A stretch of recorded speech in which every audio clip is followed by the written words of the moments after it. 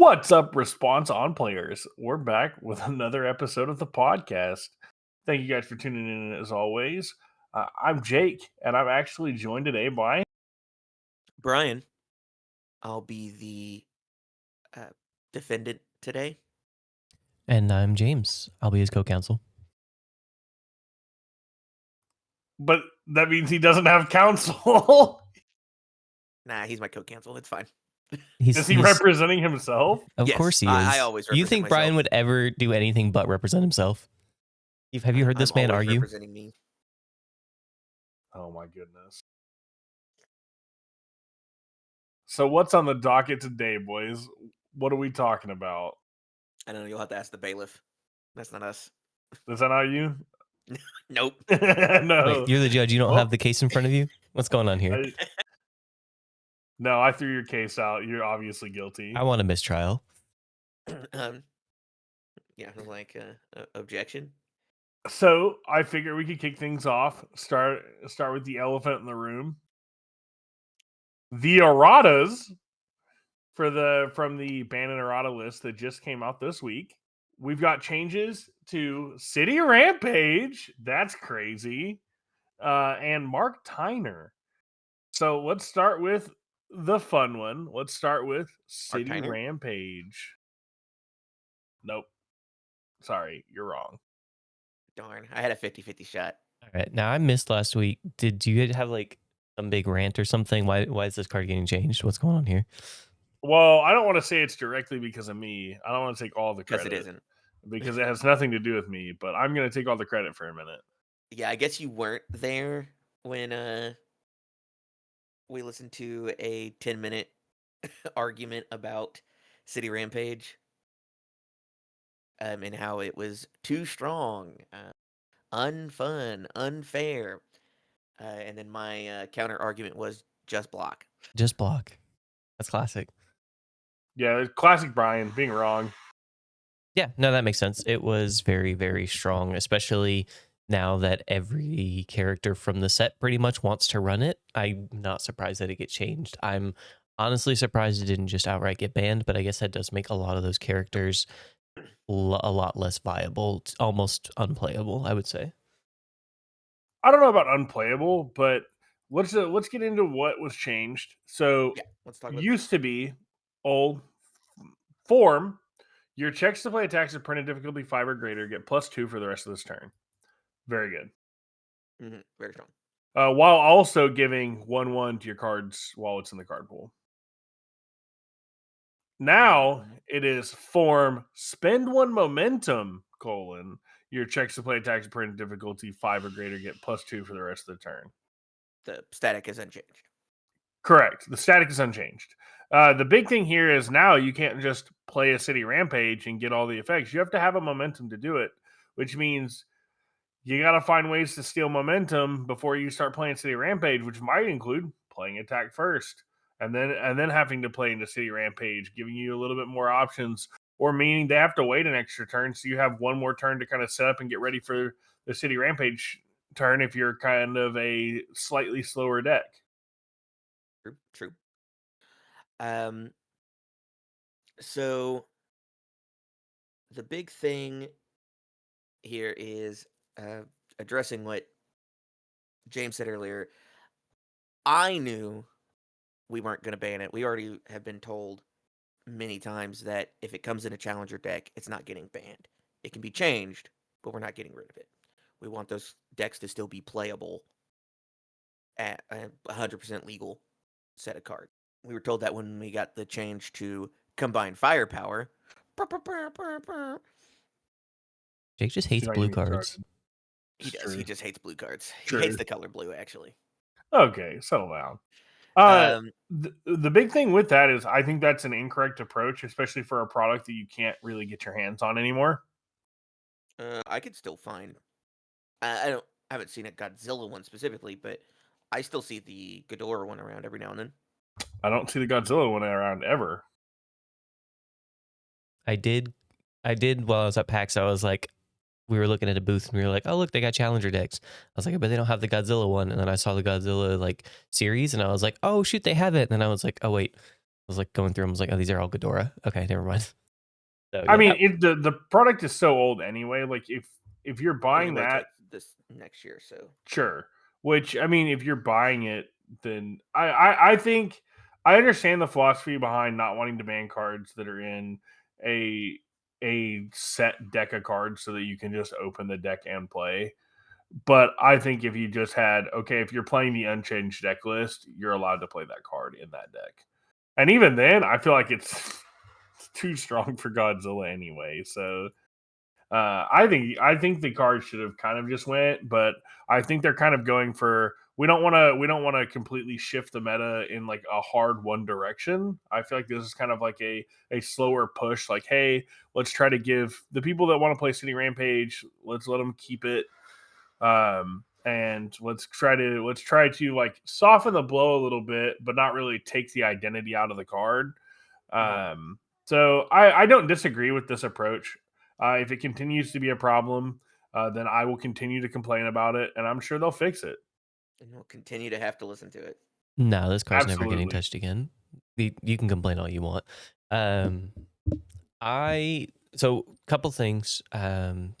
Biggest thing I think that this hits is obviously there are one that I know of. I'm not sure if there's any other ones that are trying to do it, but the double City Rampage turn almost. I'm not gonna say it doesn't exist anymore because obviously you can have two momentum, but it No one's becomes ever had 2 momentum. That's silly. infinitely harder, especially if you're trying to do like Titan of Terror, where you play one from your hand, play one for free, you know, and trying to do that, on multiple turns or anything like that. It does become a lot harder, and so gameplays like that obviously get stuffed pretty hard with this, but then also like you guys were saying a little bit earlier, is it just kind of slows those decks down a little bit because you have to have that momentum. So you aren't going to see turn 2 City Rampages as a first form anymore unless they're going second with a finally free or something like that, which I think is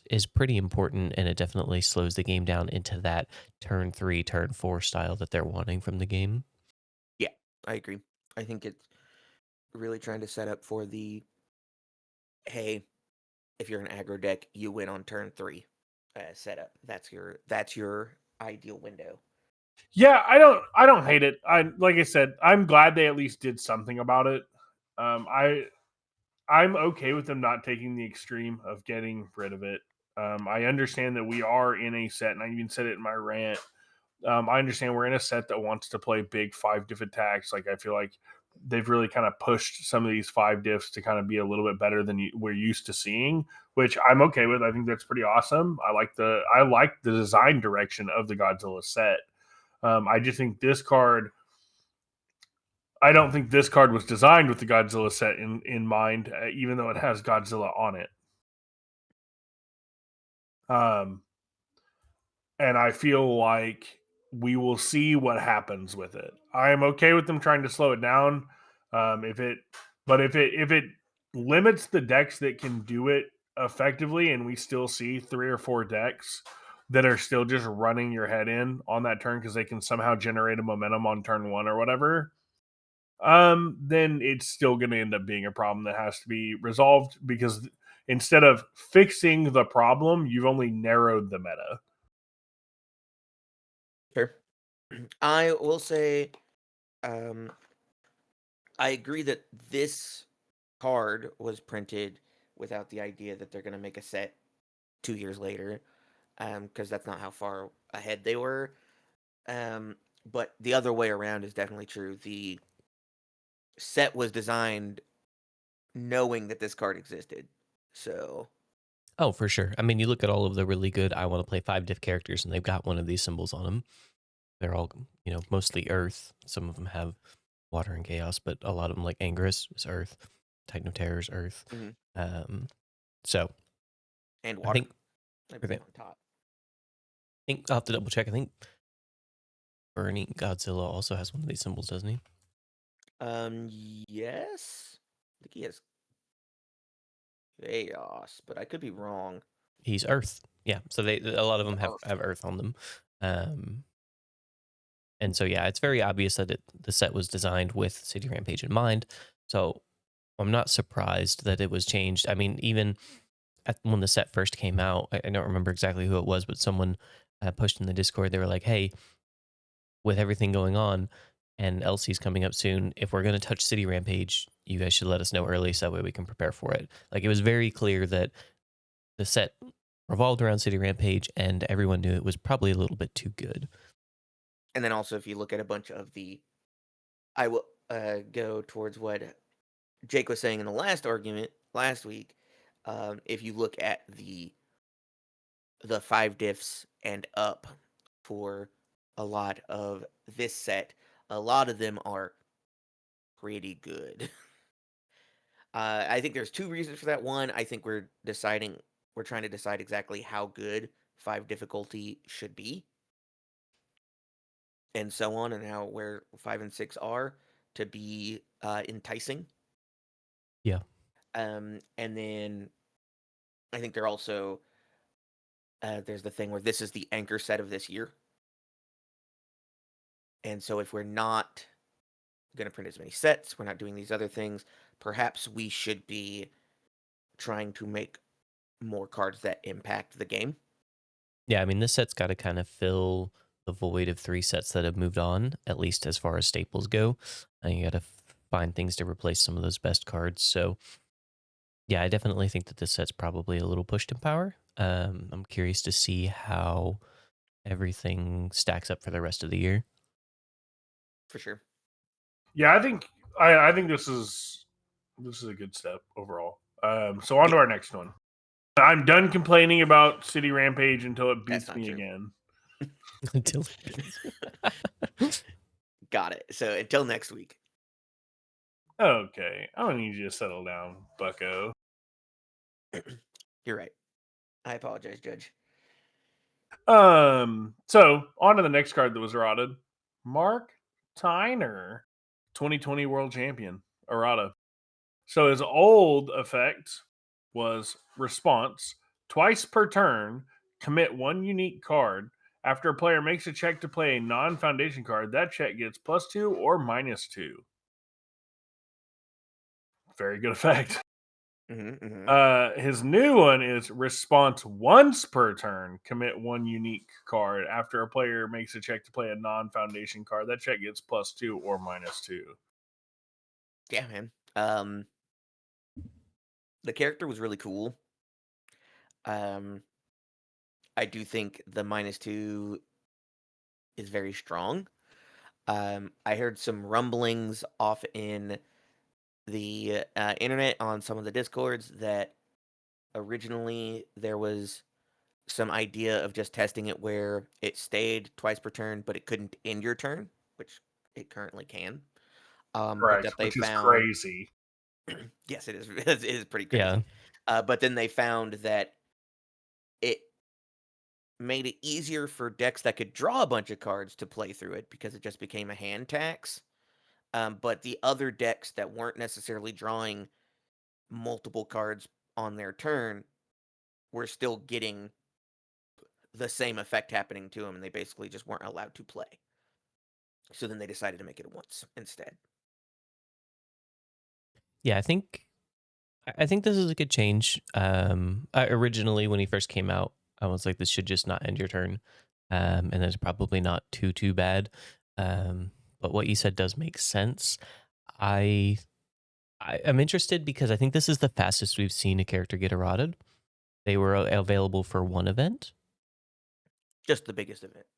Yeah, like it was. Yeah, but I mean, there was 1 event of testing, or not testing, but like of showing what the deck could possibly do, and they hit it. Like usually they don't touch things that fast. So I'm surprised that they were so quick to mess with it, I guess. Yeah, so I think I also saw, because I've just been reading the discourse about what's going on with it. I think there was some player sentiment, and I don't know if this is true or not, that Mark Tyner, as it was coming out, might have already been in the sights of, hey, maybe this is stronger than we were supposed to do. And if that's the case, if anything, like if it actually shows to be pretty strong, we're probably going to touch it.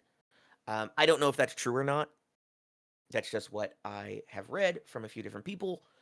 None of those people, as far as I know, had any real say in it getting errata. So, That's like I said, fair. that's just a public sentiment statement of a few people in the community I saw saying something along those lines, and I could see that making sense. Um, I do know that he was very hard to play into, and so like maybe they decided it was too hard to play into with the other minus check effects, etc. Just saying, hey, you don't get to play the game ever, and could just be an NPE thing. Oh yeah, for sure. I mean, it definitely feels like an NPE. Because I mean, it's just like anytime that you are like consistently, like, lost my train of thought. Consistently, like, when your resources are taken away from you, whatever the word for Sure. that So is. when you're consistently getting taxed. Yeah, when you play against the stacks deck, it's not fun. So I can definitely see what's going on there. That's fair. I Yeah. mean, Sorry. Go ahead. no, that was pretty much it. I'm like, yeah, that's fair. Yeah, I haven't actually had to play against this character like at all. I mean, I've played against check modifying characters. I've played against stuff like that. It is wild that this does not say that failing the check does not end your turn, because that is usually how it works. So this just being able to go, yeah, your turn's over because you had a bad check, and passing it is going to put you in a worse state than just ending your turn is insane.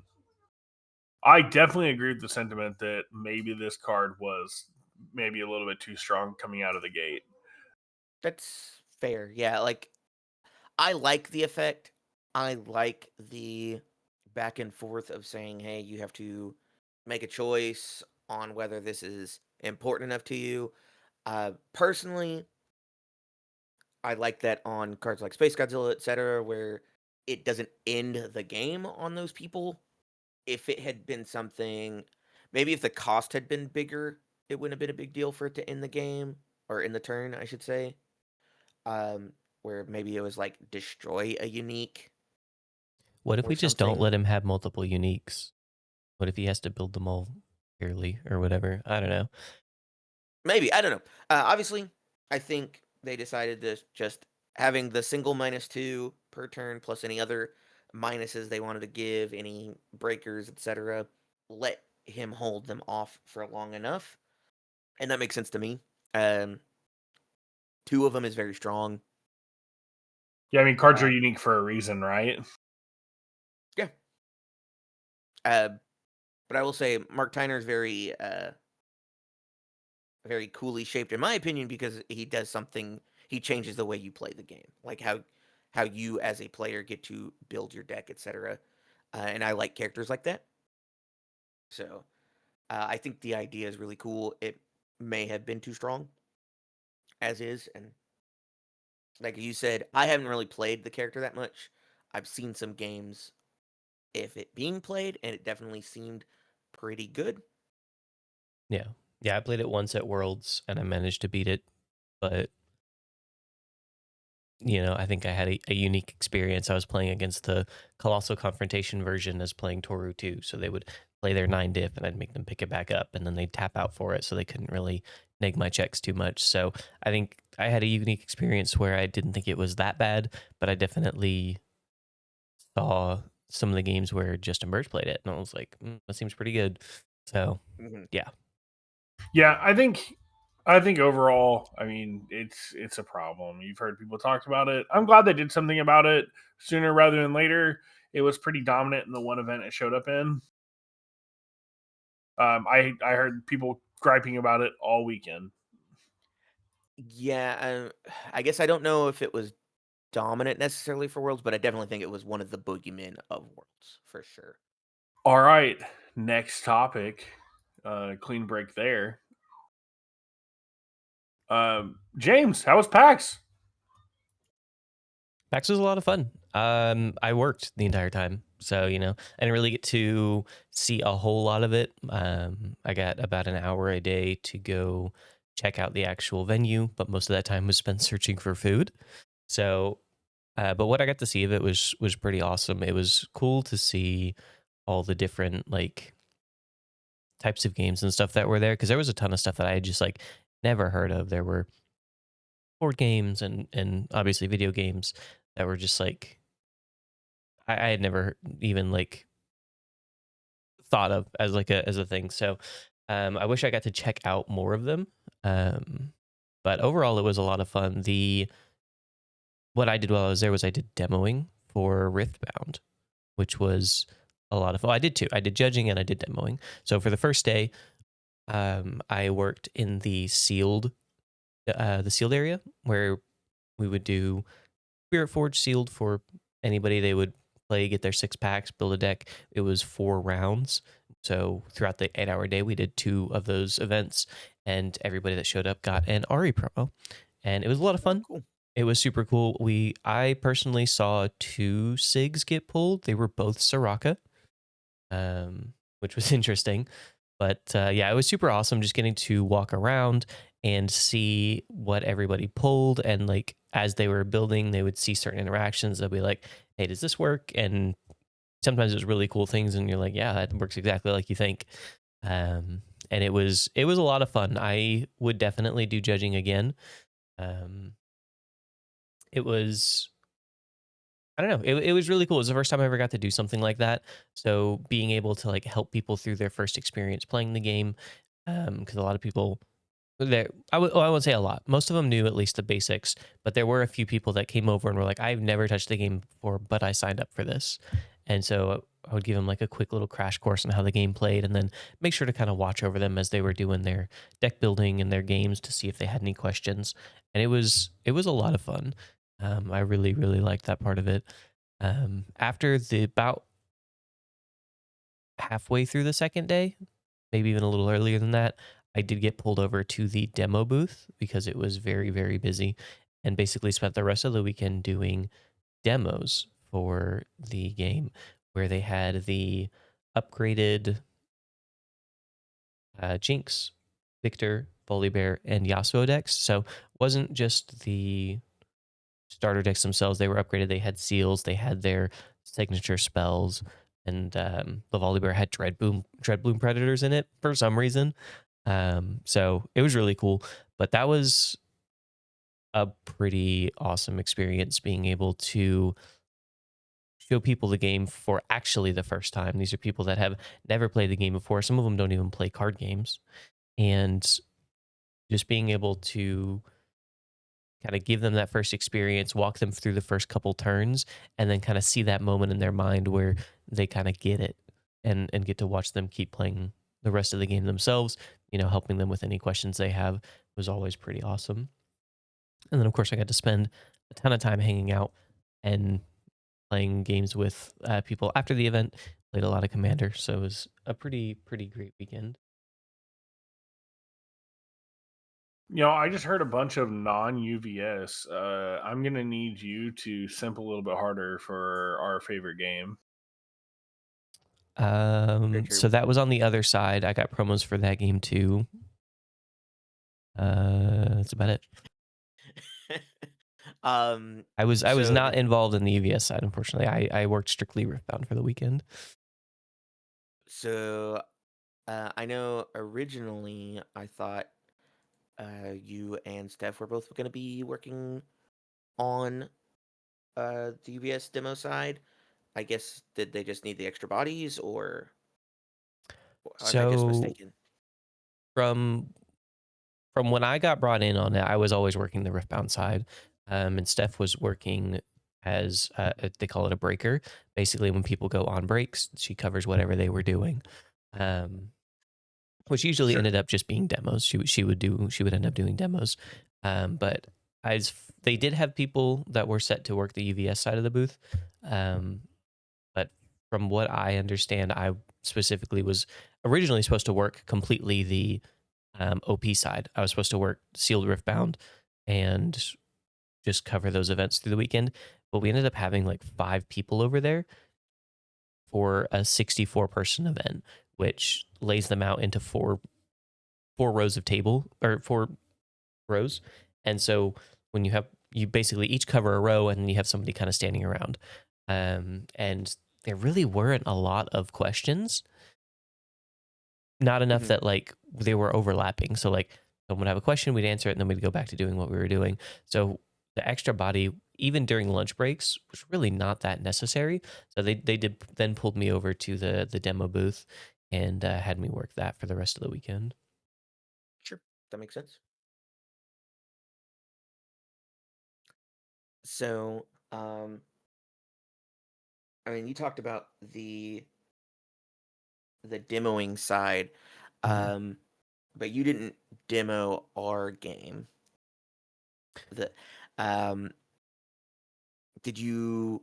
You said they basically had a updated version of that of the like not the starters, I guess, because Volibear's not a starter and Yasuo's Mhm. not a starter. But um, how did that feel? Did you feel like you were like that it was providing a good experience to people who were trying to learn?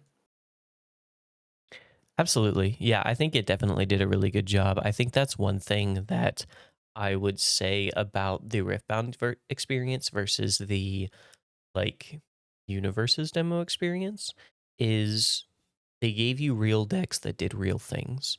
So in the Universes demos, it's kind of like a watered down version of the game almost. Like you have very simple enhances, don't really have any effects, no like momentum mounts or anything like that from what I understand. Whereas in Riftbound you got almost, I would say, too much. I personally I would not put seals in the deck because it was a catch point for anybody that we explained it to. Talked to multiple people throughout the event. Everybody had a little bit of trouble understanding seals, and the fact that they only paid for recycle cost and not energy, or like the generic mana for the game.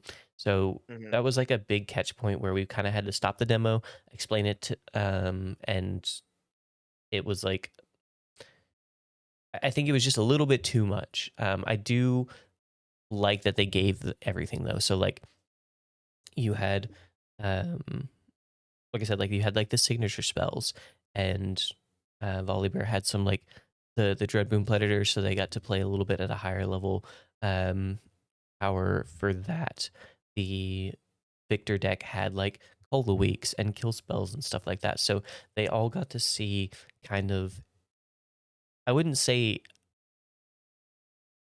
a full extent because obviously everything can be upgraded with better cards, but it was a if I was to build my first version of this deck, this is kind of what I would put in it.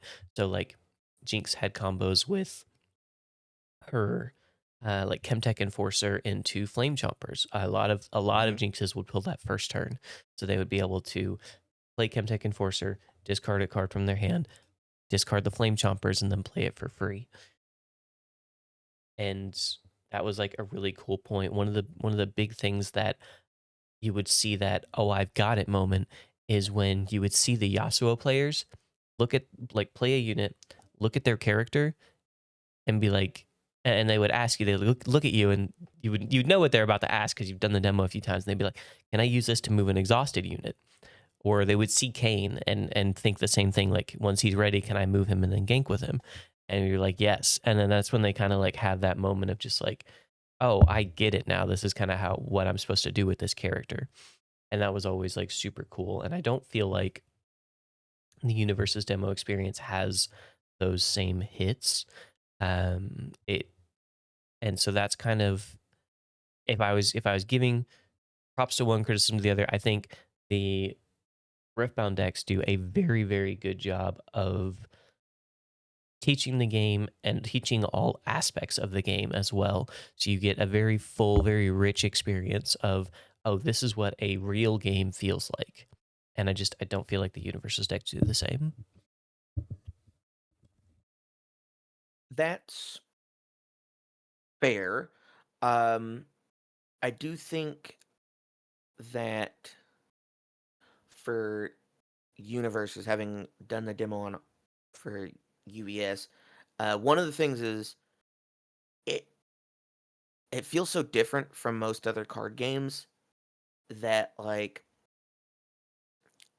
explaining how everybody does stuff takes up the majority of your demo time, it feels like, in UVS. That's what I spent the majority of time doing, just going, hey, this is this card type. I can vaguely relate it to another thing that you've played, but I'm going to have to still give you most of the spiel because that's not how it works. Be like, well, this is kind of like a land, but it's also, I guess, kind of like an enchantment. So,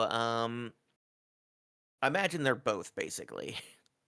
Yeah, I guess that was like another big thing with the Riftbound experience is I heard a few people talk about it as I guess it's one of the people that worked on Riftbound and their design team used to work for on Magic.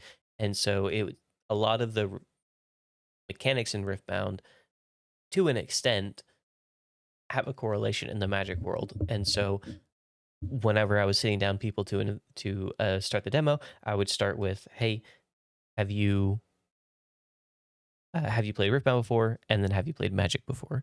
And like if they had played Magic, I knew that it was going to be pretty easy going because it's all it Pretty picks much up. the same, yeah. Yeah, it picks up pretty quickly.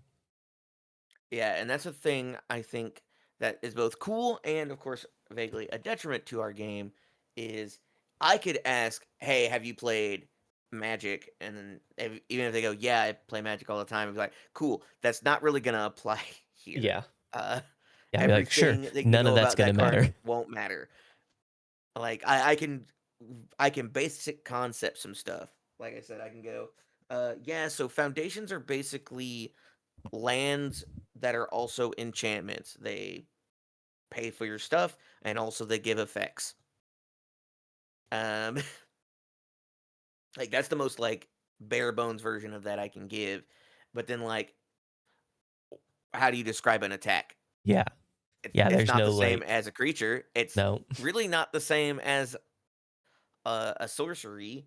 I guess you could argue it's sort of like a sorcery, but the enhanced step is basically the stack back and forth. Yeah, that's kind of how I would. That's what I was just thinking of. I was like, I guess you can think of it as a sorcery. You play it during your main phase at sorcery speed, and then there's like a response. Like there's a stack where you guys pass enhances back and forth. So that would, but it just like it doesn't work like that. Like it's not like So I it's mean, like, it's a good idea to like vaguely grasp your head around it, but then like as mhm. soon as you see it in practice, there's a lot of yeah, but that's not. It's not like how Magic's gonna do it. Yeah, for sure. Like I'm gonna Um, explain this to you, and then also when we get into it, it's not gonna be anything like that at all. You're gonna be like, this is not a sorcery. I don't have to block sorceries. Like yeah, exactly. And then like the block step. Well, you don't. No, yeah, absolutely. He definitely doesn't, but my face, I got 40 life. I only play commander. that's fair. Yeah, for me, there's that, and then there's like the whole block step. Like, it's a really cool part of our game. What correlation is there to the big games around here? Did you Normally, you play would block memory as a creatures. child? All right, match the colors. That's how you block. Yeah, but is that like pretty You much know, any of actually, the that's current not TCG too games? bad. That's a good baseline. Match the colors and then add the numbers together. Speed plus block mod. Check that, and then, dude. See, that's where Universus gets crazy. Is it's these very simple things that very quickly get complicated. So it's like at the simplest form, blocking is match the colors, but then you're like add the speed and add the block mod. That's what you have to check, and then you're like, oh, I have to check, and then when I check, I can tap things to pay for the check, and it's like it just like this very simple thing gets complicated very quickly, and I think that's why our Exactly. game is so hard to pick up. I think it's hard to demo in that way, which is why I think the current demos for our game are so empty, Yeah. so that you can basically just go, there's not that much to talk about. Please just like here's the basics. I don't want you to think about the enhanced step really, because it's complicated. It's where all the nuance of our game is, but I need you to understand how to play card in all its different forms first. Yeah, and that's what I like. that's why it's like so like back and forth on what our demo experience should be, because when I was talking to people that did the event, something that except for a few people, something that I consistently was hearing was that people that went to demo universes were bored. And I feel like that's because all the nuance of the enhanced step and stuff is kind of taken out of there. Like the fun part of our game is enhancing back and forth and figuring out how to beat your opponent in that way. And like when you that, don't like have mental that, chess step, like the how do exactly, I push this button to make them push this button? And I exactly, know that you have this on board, so I have to make sure that when I push my buttons, I am aware of this thing you have going on. And it does feel like 4D chess almost in some scenarios where you're playing back and forth, but like, yeah, the demo experience doesn't give you that at all, and it is No, arguably the funnest part of our game. I yeah, and agree. yeah. And when the game is boiled down to play 5, check 5, block, check 5, that is not a game I would play. Like that sounds like a boring game. So it's a very, very fine line that I do think needs some introspection, some looking at to see if we can maybe bring a little bit of Wonder. it. I've heard people talking about wanting to use like the Bow and Percy decks as the demo decks rather than Sure, like the the ones starters. that they have, which would probably be a fine idea. I have not actually looked at those decks, so I'm not sure the level of enhancements and stuff like that they have, but anything's Um, better than nothing, I think.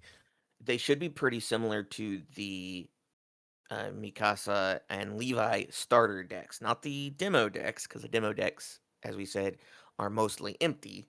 Hmm. The starter decks have enhances and stuff. They have enhances, responses, etc. I don't think they have any actions in them, but that's whatever. That's fine. It doesn't we You don't don't really need need to to you bring don't that need to up. learn actions in a demo. Like I there agree. are things you can cut. You don't need to learn backups. You don't need to learn assets. You don't need to learn actions in a demo. Yep. You need foundations and you need attacks, but they need to be interesting. Otherwise, no one's going to want to come back and play the game.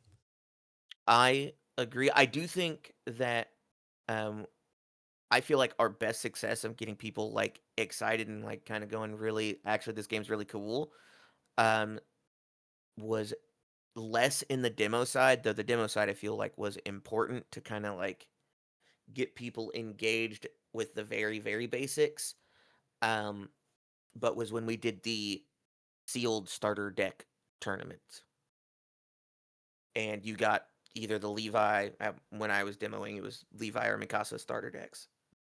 And like I said, those are actual decks. You have options. You have a bunch of things you can do. You have your minus speeds. You have your plus damages. You have all the things that you're supposed to press, and like get to decide when you could do them. Also, you're you were playing against somebody else who also didn't know what was going on. Mm-hmm. 99% of the time, unless one of us judges had to get in there so that no one didn't have a buy. Right. But then at the same time, like that can be more overwhelming if you don't even have the baseline of how do you play a card. I think the demo should probably just be set up to be a little bit longer. Do a best of one with ideally another person, with closer to like the starter decks. But you spend your first turn basically explaining how to play a card and then going through there. Um, that's what I had to do back in the old uh, before we had a demo script and a demo deck, and we just had the uh, MHA demo bricks. Mm-hmm. I demoed that for a store for people, and having to go, okay, so here's how you play a card. This is that. Like, I would basically play a fake turn and go, that's pretty much how the game works. Now let's play. Like, that's the basic of how you play cards. So now let's play some cards. And then we go through, and I do feel like we saw a decent number of people at least interested in going, "Oh, that's cool. Um, do you guys sell this product?" And be like, "Yeah, that's over there." Like, Yeah. I think one of the cool things, and it kind of goes off of what you mentioned, and I didn't really realize it. One of the cool things that I really liked about the Riftbound demo experience is we set it up as they had the option to do 1v1s as if they wanted to, but we set it up as the free for all. And so it Mhm. was people that wanted to learn the game playing against each other. So everybody was kind of invested in learning the game together. And I think that would be really good for Universes if we could set up like two actual decks. Like they don't have to be crazy, but like we could do starter decks, but two starter decks, and we had people play against each other, and then the demoer would stand there and help walk them through doing things Basically, because be the judge. exactly, and would help them walk through. I think that would be a good way to try to do it, maybe. Because then, as you're explaining something to someone, they can like the other person can be looking at their cards and trying to figure out what they're like using that information to help gauge their turns and things like that. And I don't know, maybe the game is just too complicated for something like that, but it worked very very well for Riftbound, and I thought it was very engaging for everyone involved. I found it to work well with the MHA, with the Bakugo, Deku's, like mini bricks. Whenever two people came up and wanted to learn at the same time, I was like, "Great, do you guys want to play against each other?" Hmm. Um, and then I had enough of those bricks. I'd just be like, "Do you want to play Deku? Do you want to play Bakugo? Cool. Do you want to play Deku or do you want to play Bakugo? It's fine if you guys play the same one." Mm. Um, a lot of people would go, "Oh, well, I don't want to play what they're playing. I'm going to play the other one." Yeah. But I did have like one or two people where it's like, "Oh yeah, no, we're both going to be the same character." And I'm like, "Okay, cool." Um, and sending them through that, I did think they were pretty engaged. After I showed them the basics of how to play a turn, and go, "Okay, now you guys are going to do it, and I'm just here to make sure that all the rules make sense to you guys and you get to play it." Um, the downside to that, I think, for our game compared to something like Riftbound is that happened maybe once over a 2-day event where two people came up at the same time. Um, it very rarely felt like we were getting, and then like the other one I demoed, except for when we were doing the starter deck tournament, Hmm. it was very rare that we had two people trying to learn at the same time. Yeah. And Yeah, so I it guess becomes really that's hard where. to do that. But I think it's easier for Riftbound because I think Riftbound is quote unquote the new hotness as far as like cards are going. I think that card game is very popular at the moment. Yeah, Um, it was extremely popular at least at PAX. It was pretty much filled up for every day. I don't think there was a we had a standby line on day 3 where people would just at the beginning of every hour they would line up, and if someone didn't show up for their demo, we would fit them in. mhm. It was filled up every time. So yeah, it was that. I guess that is a big difference as well. If you don't have people chomping at the bit to learn your game, it's harder to set up those, you know, multiple person demos. And I don't think for the size of our game, I think it would be silly of us to like turn somebody away and go, "Yeah, man, just write down your name here, and we'll do a demo with another person at like X amount of time from now." Yeah, no, for sure. If someone shows up, you've got to It's get like, them "All right right, you're away. here. We gotta get you interested now. We gotta put the hooks in now. We can't put the hooks in later because you might not show back up." Yep. No, for sure. That's like, I mean, that's just like retail 101. You don't turn people away. But Exactly. Um, but yeah, I do think that there are some things that we could probably improve upon in our demo experiences. Um, I've only demoed a few times and only once with the script. Um, the last time, like the times before that I had to demo or teach people, that didn't exist. And so I was just like, "Hey, I'm gonna play this game against you, and then I'm not going to tell you this, but I'm going to lose. yeah, Like I'm going to actively do my best to not win, but I want to make it look good. I gotta sell this really well."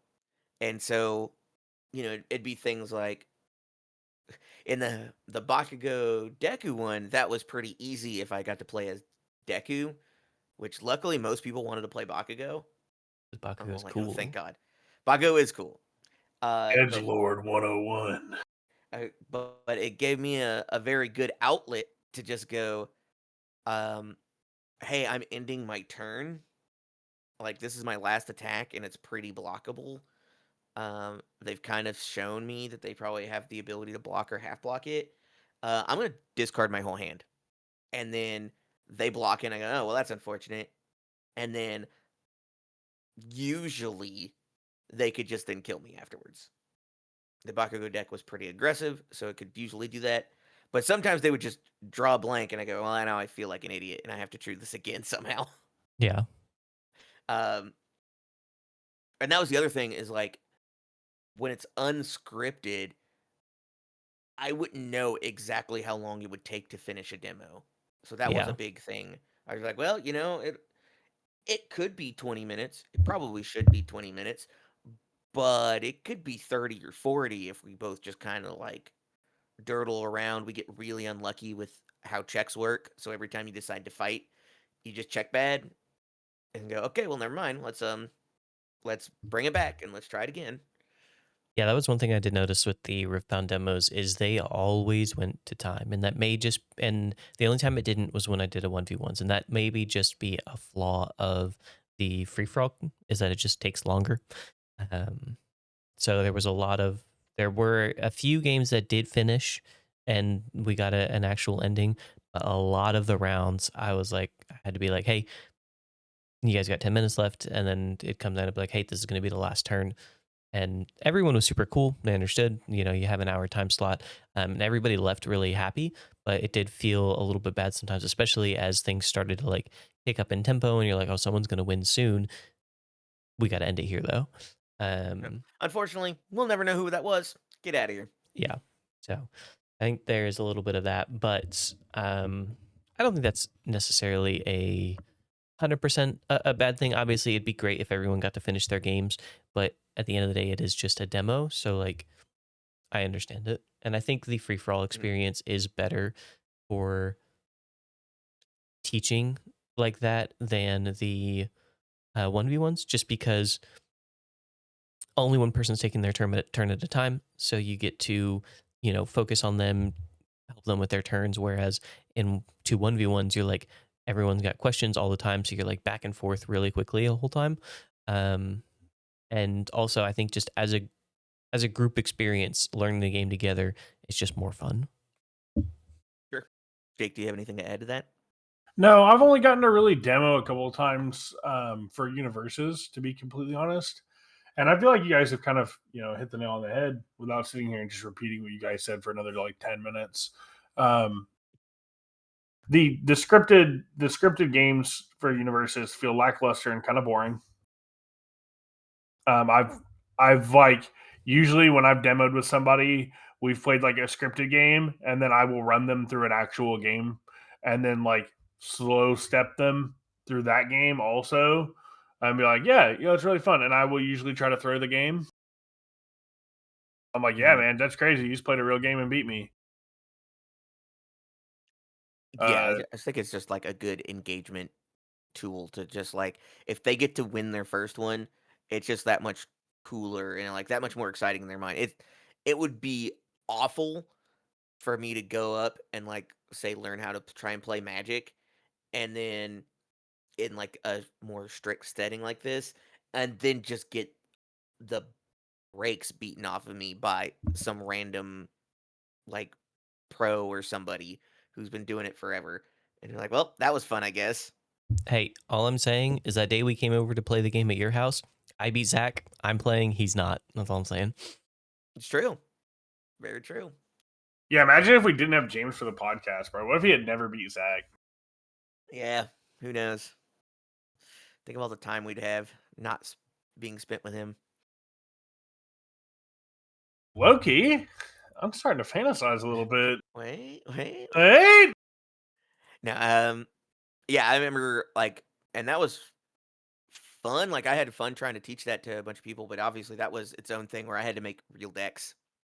and then like I only had so many cards, so every deck had to be a little different. Back before Bryan owned every card in existence. Um, kind of true. And like I mean, only set 1 and set 2 were out, but I did not own that much set 1 or set 2. I was trying to figure out if I was gonna ever get to play this game more than like the one time I had. So I think that's all our main topics for Universus for the day. I'm glad that James had fun at PAX. Kind of, I guess. I kind of would have liked to have fun at PAX instead, but I guess that's another story for another time. True. I would like to take a minute and talk about, we did kind of just hit a goal for the YouTube channel, which is fantastic. Thank you to everybody that has subscribed. You know, if you're commenting on our videos regularly, we really appreciate it. Watching Thank them. you. Watching the podcasts, checking out our shorts. We appreciate it. We appreciate everybody that listens, everybody that comments, everybody that talks to us, all the feedback we get. That is all stuff that we really appreciate, and we wouldn't be doing as well as we are on YouTube without you guys. That being said, we just hit the membership tier on YouTube. So look forward to that type of stuff. If there's stuff you want to see in a membership from us, let us know. Tell us what you would like to see, what you want from us. Is that extra content? Is that behind the scenes content? We actually film a lot of us doing stuff. And then we have a lot of the edits like that we have to cut out and stuff like that. So is that something you'd be interested in seeing? Do you want more deck breakdowns? Do you want what do you guys like? I don't like anything that we do, so that's a me thing. Yikes. Hate that. What do I like? Less content, please. Less from us now. Would you please stop uploading? Please. Can I making pay me you do to this. stop uploading? No. I mean, I obviously like hanging out and doing all the card game stuff we do. I'd love to be playing more like, I don't know. I'd love to get us in on another like Slay the Spire run because that game's super fun. Oh, some live Yeah. streams going on. Some more live streaming and I stuff. would be interested. If you want to see us live stream some games playing together as a group, me and Goofy, let us know because that was fun and I'd like to do more of it, I think. Yeah, same. the problem is, no matter what you do, you're goofy. That's true. Yuck. You should. He didn't get it. He didn't get it at all. That needs to get cut. No. I'm not cutting that. I can tell you that. But yeah, just wanted to stop the podcast to give a big thanks to everybody so far. It's been fantastic. We really appreciate it. We're gonna have more content coming regardless. Unfortunate for those that do want to see us stop. We've got some stuff going on in the works. We've got some more Universus content. We've got some more Cyberpunk content. And then I've got a little bit of something spicier that I'm working on. And the package for it might have shown up in my house today. Ooh, exciting. So this should all be fun. Look forward to all that. And thank you. And if you're listening to the podcast, like, comment, subscribe. You know, don't miss any of our crazy, wacky uploads. Ring the notification bell. And like us, rate us on Spotify if you're one of the Spotify listeners.